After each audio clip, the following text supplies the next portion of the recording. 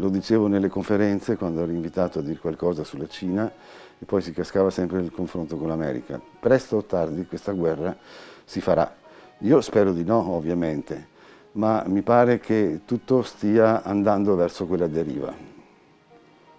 E secondo la mia interpretazione, io non voglio essere di parte, anche se potrei un po' sembrare magari a volte per la mia attività di cultura con la Cina, ma la colpa è proprio degli Stati Uniti d'America, che vogliono intromettersi negli affari interni della Cina, ciò che la Cina non fa con loro.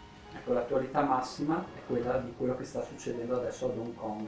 Come sta interferendo la politica statunitense in questo?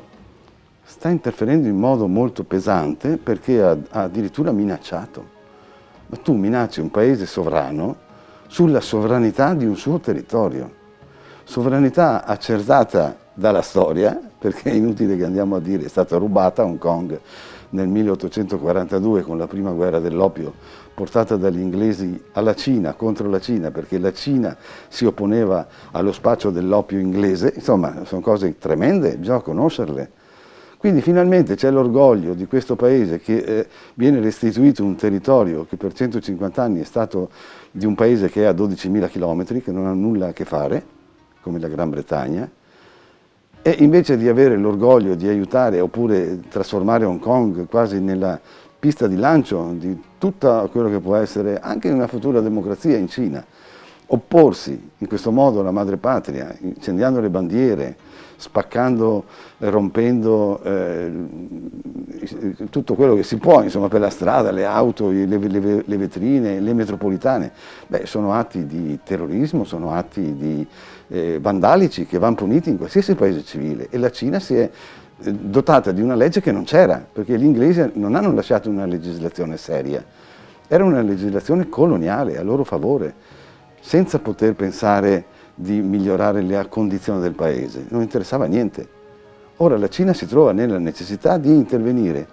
La Cina ovviamente non la vuole la guerra, però si sta preparando alla La guerra. Cina non la vuole perché nel suo DNA non c'è la guerra di conquista, non è un paese tipo i paesi islamici che hanno la guerra nel loro DNA.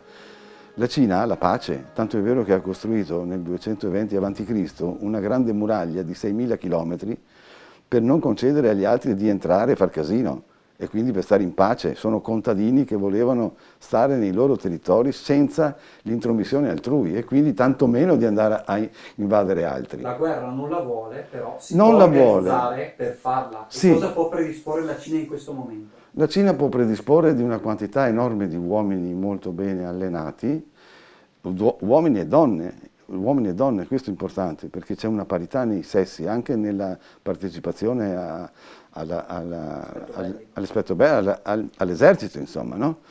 Quindi può schierare, lei ha circa 4 milioni di effettivi, veramente di soldati nelle caserme, no? Come era da noi un tempo. Non sono di carriera, certamente sono di carriera i capi, i generali, eccetera, però i 4 milioni di soldati sono della leva, però è costante, cioè la Cina dispone in qualsiasi minuto di 4 milioni di persone in armi allenate, va bene? Ma in realtà in ogni territorio della Repubblica Popolare Cinese sono organizzate le milizie popolari, anche nelle fabbriche. È come dire un dopolavoro, è come dire un'associazione di ginnica. Si fa allenamento a un'eventuale invasione di qualcuno, si insegna a sparare nel caso di bisogno. Con questo si pensa che siano almeno 50-60 milioni, cioè la popolazione dell'Italia tutta armata. A livello tecnologico la Cina è molto avanti perché ovviamente ha capito che presto o tardi un confronto armato con qualcuno lo avrebbe fatto, volendo diventare una grande potenza, deve anche essere una grande potenza militare che si difende, che non è per offesa, ma per difesa, perché ha ancora dei problemi rilevanti da risolvere, il problema di Taiwan e le isole del Mar Cinese meridionale e le isole di Aoi che sono state prese dai giapponesi nel 1905 e non più restituite. Quindi la Cina ha un armamento, sì, dispone di un armamento che è, secondo quello che si sa anche dei controspionaggi, paritetico a quello americano. L'America è più forte nella marina, ha più navi, ma i cinesi fanno osservare che oggi valgono le navi spaziali, quelle via acqua sono troppo lente, perché loro i 27 minuti arrivano da Pechino a Washington, se vogliono colpire. È che lungi dalla Cina di pensare a questo, un popolo con centinaia e centinaia di milioni di donne, di bambini che aspirano alla pace da sempre, che è un popolo che aspira alla pace, lo ha dimostrato nella sua storia. Quindi però anche Mao disse: noi non vogliamo la guerra, lo ha detto a Kissinger, che lo ha scritto nelle sue memorie, e lo ha detto a Nixon quando è andato nel 1971, no? 72 in Cina. Ha detto: noi non vogliamo la guerra, ma se voi la vorrete, o i vostri successori, o il capitalismo internazionale vorrà fare la guerra alla Cina, speriamo che sia più in là, in maniera che nel frattempo ci attrezziamo, ma noi la faremo. E cosa avremo di risultato? 3 cinesi caduti contro un americano? Come fintanto che non avremo 1-1. Va bene, allora vorrà dire che ci resteranno abbastanza cinesi per continuare a popolare la Cina e ripopolare gli Stati Uniti. Questa è una frase tremenda, che allora sembrava che Mao volesse fare la guerra. No, Mao, giusto per... è stata una conversazione terroristica nei confronti degli americani, di dire: non azzardatevi perché noi siamo pronti. Il tronco del virus, del coronavirus, è in California ed è attivo pare da più di 2 anni e comunque certamente dall'agosto dell'anno scorso. Lo ha dichiarato il direttore della sanità americana, Robert Redfield, che è stato chiamato a deporre su questa cosa appena nel mese di marzo scorso dai deputati della House of Representatives di Washington.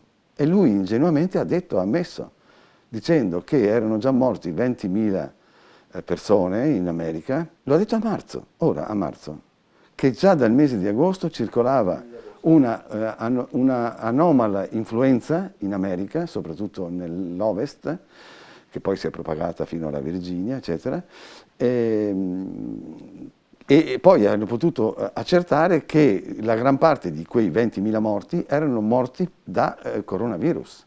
Quindi si sapeva già. Allora, da questo tronco del coronavirus che è in America, abbiamo un ramo del coronavirus che esplode a Wuhan.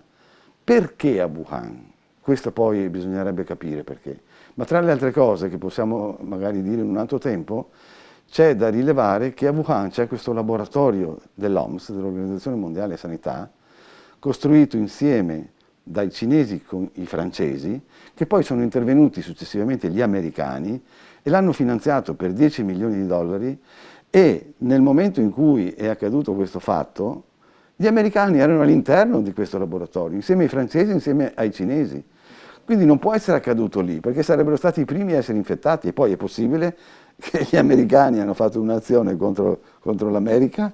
Trump l'hanno detto i suoi, tutti quelli che lui ha liquidato, e anche i medici della Casa Bianca, hanno detto che è un folle, che è pazzo, e che tra l'altro è in un paese dove si parla di democrazia, ma la democrazia completata non è forse in via di preparazione. Quindi vedremo tra la Cina e l'America chi raggiungerà prima la democrazia vera, perché non è possibile che un potere così immenso sia nelle mani di un uomo solo, perché in Cina non è Xi Jinping ad avere questo potere, lo ha attraverso 3.000 deputati dell'Assemblea Popolare. Gli Stati Uniti hanno scelto, più che gli Stati Uniti, la CIA, il controspionaggio americano, hanno scelto Hong Kong come sede per il Pan Pacifico, per tutta l'area del Pacifico, dal Giappone all'Australia. Quindi la sede della CIA in Asia, dell'Asia orientale, è a Hong Kong. Ma questa è una cosa, è un affronto enorme alla Cina. Tu metti il tuo controspionaggio, che lo adoperi soprattutto contro questo paese, in un suo territorio, approfittando che è un territorio ancora in via di assorbimento da parte della Cina. La Cina non ha mai avuto colonie, ma ha sempre avuto paesi tributari che riconoscevano la sua superiorità e che fin dal Zanzibar gli mandavano i profumi, gli mandavano le spezie all'imperatore della Cina. Lui stava seduto, non hanno conquistato mai niente, ma hanno conquistato i popoli con la loro civiltà, con la loro cultura, con la loro storia. Altrimenti come si può spiegare che nel XVIII secolo Voltaire ha tessuto l'elogio della Cina? Perché aveva il sistema mandarinale, che non era per ereditarietà, il potere politico, ma avveniva attraverso gli esami imperiali. I più colti governavano, perché è la democrazia. L'avevano già la democrazia.